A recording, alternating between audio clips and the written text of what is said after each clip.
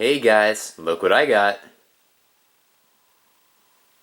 This is the new Sport Cub from Parkzone. Okay, so let's open it up and see what's going on inside the box. Alright, so here's what's going on inside the box.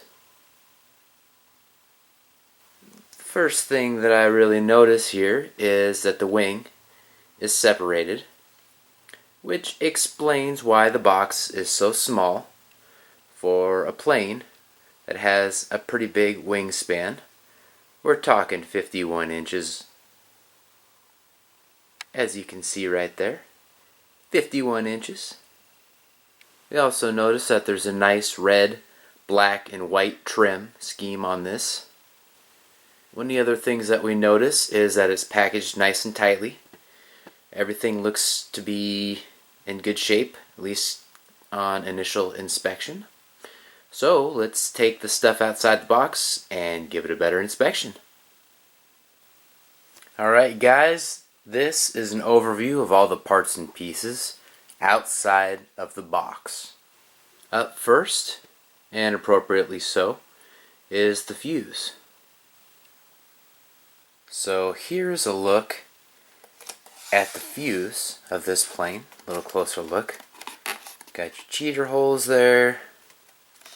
Got the battery hatch. Let's take a look at it. Why not, right? What direction does this go? Okay, it goes down. Alright, so you got the EC3 connector. Nice big battery bay. It's nice. It's quite nice. Let's close that back up.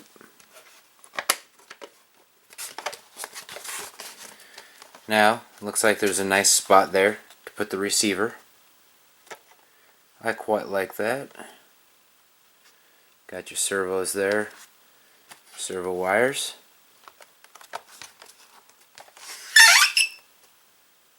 And looks like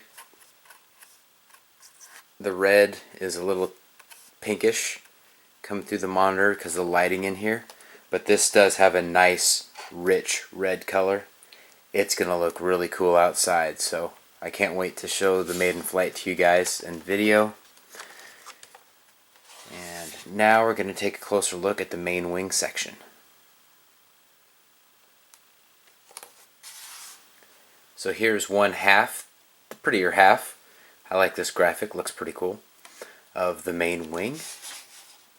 And for those of you that want to upgrade to flaps, cut that out, boom, you have a control surface for your flaps.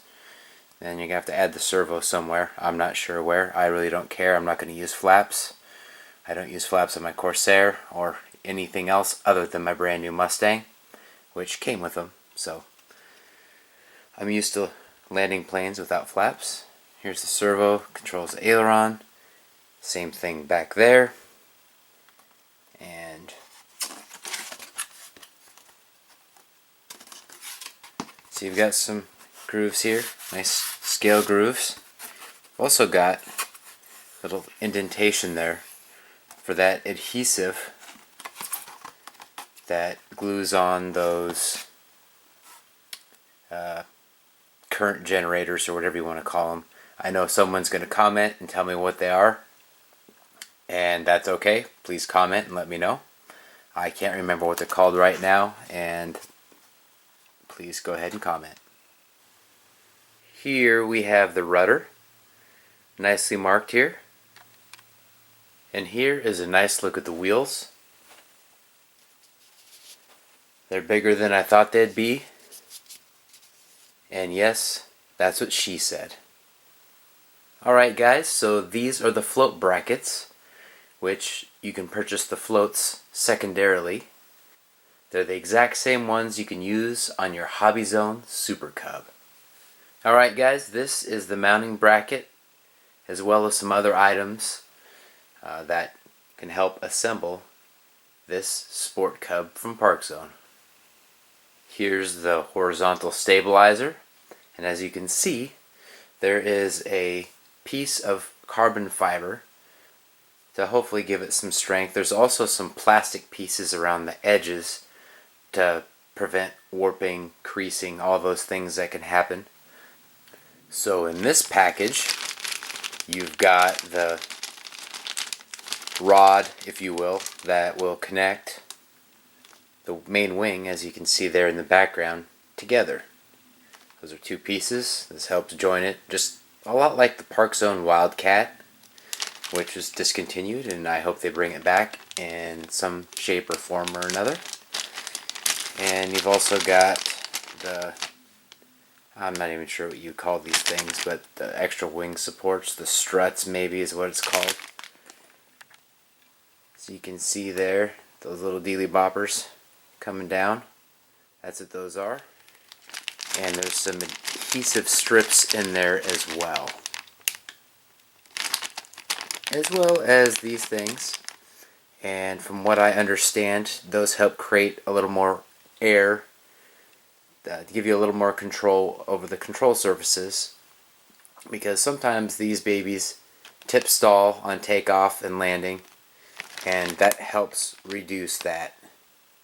Now, those of you that are considering getting the bind and fly, the AS3X will help with that even more. This is a plug and play. I wanted to roll the dice, pay a little bit less, use a receiver that I already had, and of course in the maiden flight video you'll see that. Okay, I'm going to start putting this together step by step, and hopefully we'll do it together and have some fun. So the first thing that the manual recommends I do is install my receiver. And I'm going to install this that I got free with my DX6. And to do that, I'm going to cut off a piece of Velcro, affix it to the inside part that I just showed you. And now, on the back of my AR610, I've got Velcro. Okay, so, I'm not sure if you can see that, but instead of mounting it down there where I put that Velcro, I decided to mount it here because we need to get an L, if you will, with the receiver. This needs to be going one direction, and the long strip needs to be going in a different direction. So if you get them both going the same way, it'll mess up the polarity, and chances of losing your plane in flight go up significantly. So that's that step. Next step is the wheels, or landing gear. Okay, so I've got the landing gear on here now, and I've got to say that screwing these in, these four, was a lot more difficult than I thought it was going to be. Sure as hell shouldn't have been that difficult, but you know what? That's kind of the way it goes sometimes. Just like with my Parkzone Albatross. For some reason, those Parkzone guys want to make it harder than it needs to be. It was really, really difficult to screw these screws into that plastic. I've got Craftsman screwdrivers, so shouldn't have been that hard. I really like how these Tundra tires look. I've adjusted it so both spin relatively well, so I should get a decent rollout, and yet they're still fairly tight. So that part's fine. These, I've seen in other reviews mentioning that they didn't like these. They seem perfectly fine to me, actually. I'm not sure how a hard landing would do with that. May dig into that, but you know what? Shit happens. That's it for this portion. And up next, we are going to put the tail section on here. Okay, the next step is complete. Similar to the landing gear section, screwing in the screws in this was kind of a pain in the ass too. Wasn't as bad, but it wasn't great. So this is what the section looks like. Now, what you do is you screw these two long screws in the back here, and then you screw one of these little tiny screws back here after you get it all lined up. But it was difficult to screw these in with the appropriate tightness and not have this flex too much back and forth. I really didn't care for that. Again, this is, unfortunately, it's a lot like when I did my Albatross. Luckily, I've got better screwdrivers this time, but I'm not enjoying it. Also a little under the weather, so I'm a tad bit crabby. So, also, I mean, it doesn't fit super flush here. I don't really care for that, but whatever. It looks good otherwise. Now off to the next step. So the next step in the process is installing these Vortex generators. The instruction manual said to make sure these things are pointing forward at a diagonal, and that's what I intend to do. We're supplied with this double-sided tape, which sits into this groove right there. Then the Vortex generator sits on there, and then that step is complete. Okay, so this is what it looks like when it's installed. Notice I have this flush here, and notice there's a bit of a gap here, and notice it's flush here with these pointing forward. Alright, next up, the other wing. Okay, so the other wing is complete. I left a little bit of a gap here to try and reduce the gap here, but I guess when things are made in China, things aren't exactly going to turn out nice and flush.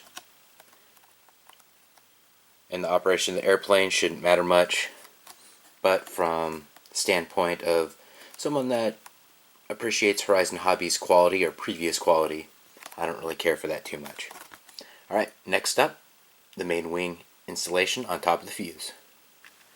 Okay, the next step consists of taking this rod and sticking it in that hole. Similar process on this side. Alright, got it met up. Okay, for the next step, take this, put that in there, and fit this in there. A lot of fitting into holes with this thing. Normally is a pleasure. This, I'm not sure. I'll let you know when we're done. So the next step is really complex. Simply plug that into that, that into that. That step's done. Well, I did kind of joke about that. It is important to make sure that the wires are the same color. I know some people will say otherwise, but in my opinion, that is important to make sure the brown matches up with the brown, orange matches up with the orange, etc. Alright, now I'm going to bind my Sport Cub to my radio. Manual said to do it earlier in the process. Now I see why. That's okay. We're going to do it right now and get it taken care of. So I just bound it off camera, and the trim is really messed up out of the box. I'm not really a fan of that. So that's something to note, guys, that you're going to have to trim this thing out of the box. Okay, so I've got the main wing installed. As you can see, the rudder's still a little bit tweaked. I need to fix that. Either my eyes are playing tricks on me or the horizontal stabilizer is not correctly installed. May be my reference point with the rudder throwing that off, that perception off, but we'll see. I'm going to put the struts on and then address the rudder. Okay, so this is my recommended setup for the struts. Make sure to pay attention to the length of these. They are different. The shorter one is up front, longer one in the back, and then of course the other part attaches to the little slot there up front. And I'm going to screw these in for both sides. Alright guys, mission complete. This build took a lot longer than I anticipated. I don't know why exactly. I have been a little bit under the weather as I've tried to move through this process, but it's definitely taken a lot longer than it should have, and this isn't exactly my first rodeo building these planes, so I've put this together, and didn't even screw it in very hard, and I've got a little separation away from the wing. Not exactly thrilled about that, but what can you do? None of the others have that issue. Again, I will blame China, manufacturing in China that's taking place. That seems to be the excuse for all sorts of issues related and otherwise. But that's the build. Now look forward to the maiden flight.